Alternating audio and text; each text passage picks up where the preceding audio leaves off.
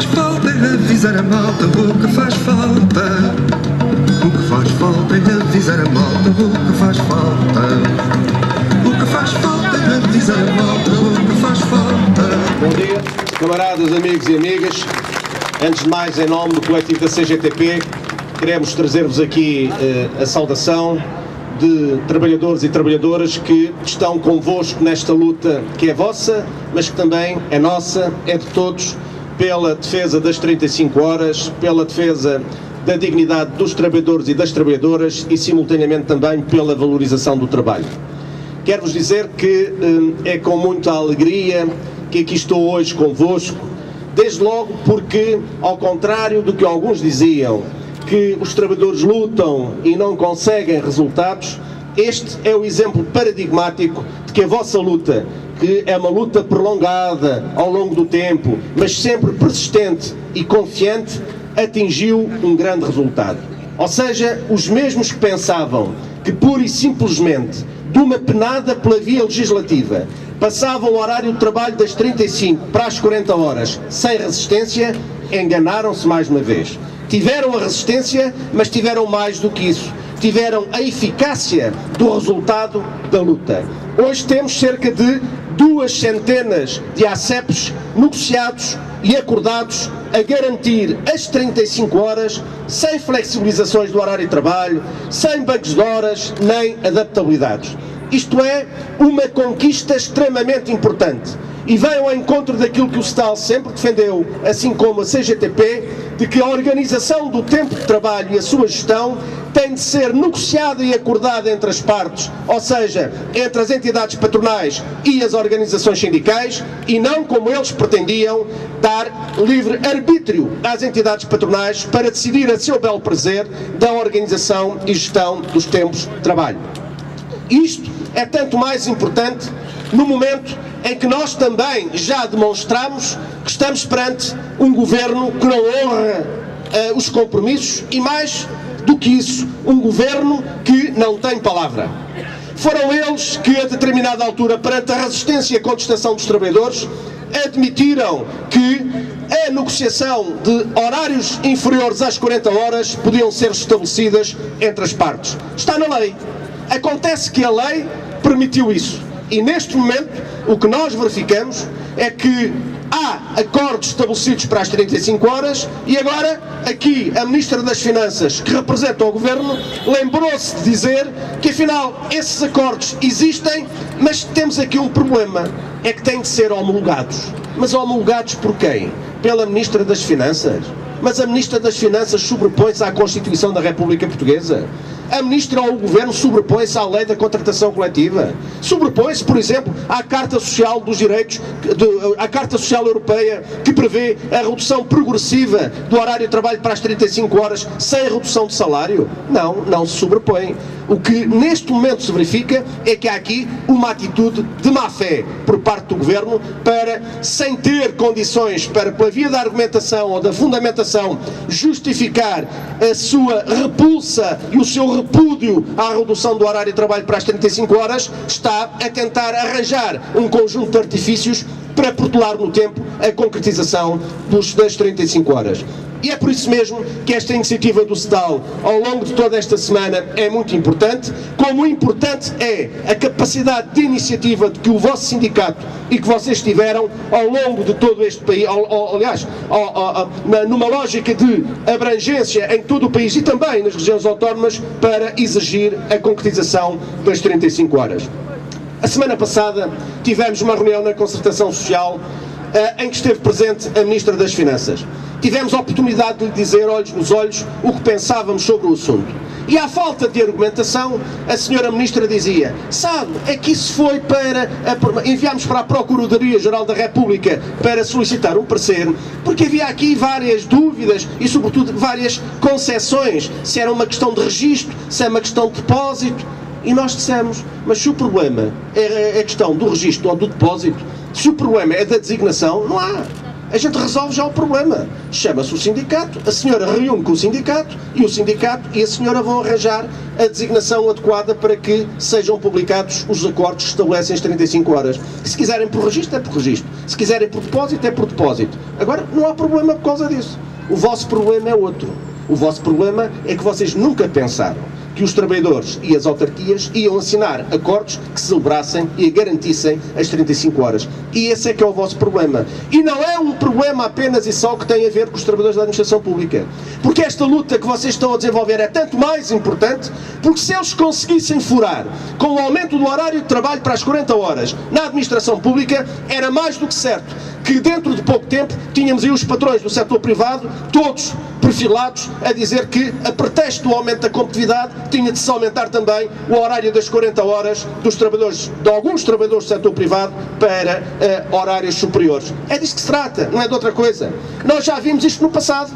Ou seja, primeiro foram vocês os privilegiados, tinham condições excepcionais, vocês que levam para casa 500 ou 600 euros ou 700 euros por mês, eram os privilegiados. E a pretexto dos privilegiados foram cortes, que sucederam a cortes e que não param, porque até agora, em relação aos 675 euros e líquidos, também já estão a sofrer os cortes, como se as pessoas que tivessem este vencimento fossem os novos ricos neste país. Bem, mas é disso que se passa, é que eles querem jogar sempre na velha máxima, dividir para reinar. Enquanto nós andarmos distraídos, eles vão aplicando as respectivas políticas que são contra todos e prejudicam todos. Ora bem, é a partir daqui que nós dizemos que não pode haver outra saída que não seja a de respeitar os compromissos assumidos. Mais do que isso, aquilo que nós hoje estamos aqui também a fazer é chamar a atenção de todos os autarcas, independentemente da sua filiação partidária ou das suas opções políticas, que neste caso concreto ponham em primeiro lugar os interesses dos trabalhadores e das populações, porque está aprovado de uma forma inequívoca que não é aumentando o horário de trabalho para os trabalhadores da administração local que se vai produzir mais ou que se vai responder melhor e mais depressa àquilo que são as necessidades da prestação dos serviços públicos. Pelo contrário, as alterações que algumas autarquias tentaram fazer de alargamento do horário de trabalho, o que originaram foi uma confusão monumental que, em vez de melhorar o serviço, acabou por prejudicar o serviço. Então, se em relação a estes autarcas já perceberam que isto não traz acréscimo nenhum, nem para a autarquia, nem para a população, o apelo que fazemos àqueles que ainda não subscreveram estes acordos com o CETAL é que o façam o mais depressa possível. E já agora, em relação aos autarcas do Partido Socialista, que neste momento se afirma como um partido de oposição, então o que nós dizemos é que passem para a prática aquilo que dizem na teoria. Ou seja, se estão efetivamente contra este governo, então celebrem contratos, os ACEPs com o CETAL, para manter as 35 horas e também eles colaborem para desmontar e desmascarar esta manobra que neste momento está aqui a ser desenvolvida pelo Governo através da Sra. Ministra das Finanças e do Secretário de Estado da respectiva área, de forma a procurar impedir por todas as maneiras que este compromisso que vocês já assumiram em muitos locais venha a ser concretizado. No domingo, o Primeiro-Ministro, na qualidade de Presidente do PSD, divulgava publicamente um apelo à celebração de compromissos. Que moral tem este Primeiro-Ministro quando solicita aos parceiros sociais compromissos, quando ele, neste caso concreto, é o primeiro a violar compromissos para as 35 horas que foram celebrados para as autarquias locais e que, neste caso em concreto, repito, está a rejeitar ou está a tentar impedir que isso aconteça? Que moral tem esta gente para apelar a compromissos, quando há 3 anos o salário mínimo nacional deveria já estar com um valor de 500 euros e continua com 485 euros? Porquê que o salário mínimo nacional não é aumentado? O que é que o salário mínimo nacional tem a ver com o déficit ou com a dívida? Ou será que os compromissos só são para cumprir quando lhes interessa a eles? E então, quando eles são assumidos com a participação de todos e para o interesse e o bem-estar de todos, não têm de ser cumpridos? Têm de ser cumpridos. Eles não estão a ser cumpridos. O que é que este Governo pode pedir em termos de compromissos, quando ainda recentemente avançou com cortes para os trabalhadores da Administração Central, Regional e Local, que dizia que eram provisórios ou temporários e que neste momento já se estão a preparar para os tornar definitivos? Que compromissos é que eles querem que nós possamos assumir com eles quando já estão a preparar uma tabela única e também a revisão a revisão em baixa do pagamento dos abonos e dos subsídios numa lógica de redução dos salários? E eu pergunto, camaradas, amigos e amigas, que compromissos é que esta gente quer? E se nós podemos assumir compromissos de acordo com aquilo que eles pretendem? Podemos? Podemos aceitar que o horário de trabalho e os compromissos para as 35 horas sejam violados? Podemos aceitar que o salário mínimo nacional não seja cumprido? Podemos aceitar que se esteja em marcha um novo corte nos salários e nos abonos e subsídios dos trabalhadores da Administração Central, Regional e Local? Podemos aceitar isto? Podemos aceitar que os trabalhadores continuem sistematicamente a ser penalizados, incluindo na respectiva passagem à situação de reforma? São estes os compromissos que eles querem? Compromissos destes, camaradas, nós dispensamos. Nós queremos compromissos de outra natureza. Compromissos assumidos com gente séria. Com gente séria que não faça a política que este governo está a fazer. De destruição do tecido económico, de degradação do tecido social, de afundamento do país. E não nos venham dizer que o país está melhor. Não nos venham dizer que os números até indiciam que as coisas estão a melhorar. Então nós não estamos a ver que as coisas estão a melhorar? Vocês, todos os meses, recebem o vosso vencimento. E as coisas estão a melhorar? Ou pelo contrário, estão a levar menos dinheiro para casa? E uma coisa é certa, alguém melhorou neste país. E nós sabemos e identificamos quem melhorou. As 25 famílias mais ricas deste país, neste momento, viram aumentar a sua fortuna em cerca de 18% relativamente àquilo que acontecia antes do memorando da Troika. E agora, se perguntarmos aos trabalhadores da administração local, vocês melhoraram os vossos salários? Não. Na esmagadora maioria, viram reduzidos os vossos salários, os vossos direitos, para além também de verem aumentado a idade limite para a reforma e também a penalização correspondente. É disto que estamos a falar. E neste sentido, o apelo que vos fazemos, camaradas, é para que, com a mesma determinação que aqui hoje estão, continuem. Nós vamos ter agora a semana de luta de 8 a 15 de março. Vamos começar no dia 8 de março com o Dia Internacional da Mulher. A mulher que teve um papel destacadíssimo em relação a um conjunto de conquistas, nomeadamente no Ribatejo e no Alentejo, a conquista das 8 horas de trabalho, onde 8 horas de trabalho diário, onde as mulheres tiveram um papel destacadíssimo e também elas sofreram, a bom sofrer, nomeadamente, não nos podemos esquecer do assassinato de Catarina Eufémia, mas que esteve na primeira fila e que deu, juntamente com muitas outras, um contributo fundamental para que as 8 horas de trabalho fossem conquistadas por dia no Alentejo e no Ribatejo em 1962.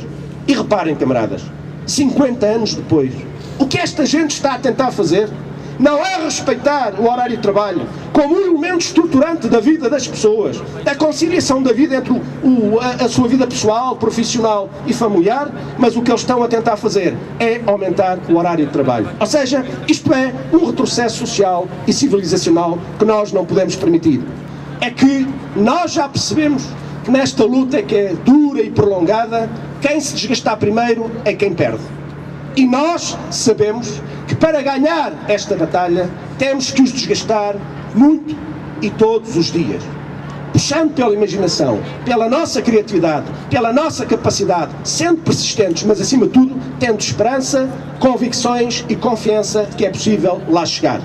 Esta luta pela defesa das 35 horas semanais está a provar que vale a pena lutar e está a provar uma outra coisa. Está a passar uma mensagem para a esmagadora maioria da população e para os trabalhadores de outros setores de atividade de que, ao contrário do que diziam, lutar vale a pena e mais cedo que tarde traz resultados. Portanto, camaradas, amigos e amigas, o que nós temos que fazer é prosseguir esta ação em torno da defesa dos nossos direitos, continuar a ser proponentes e reivindicativos e já agora aproveitar as eleições do Parlamento Europeu para mostrarmos um cartãozinho vermelho àqueles que cá como lá continuam a defender a política direita e a atentar contra direitos fundamentais dos trabalhadores e das trabalhadoras. Não se esqueçam de uma coisa, e vocês têm isso presente, quem é a maioria das pessoas que vive e trabalha em Portugal? São os trabalhadores, os reformados, os pensionistas, os desempregados e os jovens. Ou não são? São estes. Então, somos ou não somos a maioria? Somos. Saibamos então usar a força que temos no sentido certo para mudar de política, para derrotar este governo, para exigir eleições e, sobretudo, para criar uma política que assegure uma linha de desenvolvimento, de progresso e justiça social. Viva a luta dos trabalhadores do Sestao, vivam os trabalhadores portugueses! Exatamente sempre, o fascismo nunca vai, a luta continua, o governo para a rua.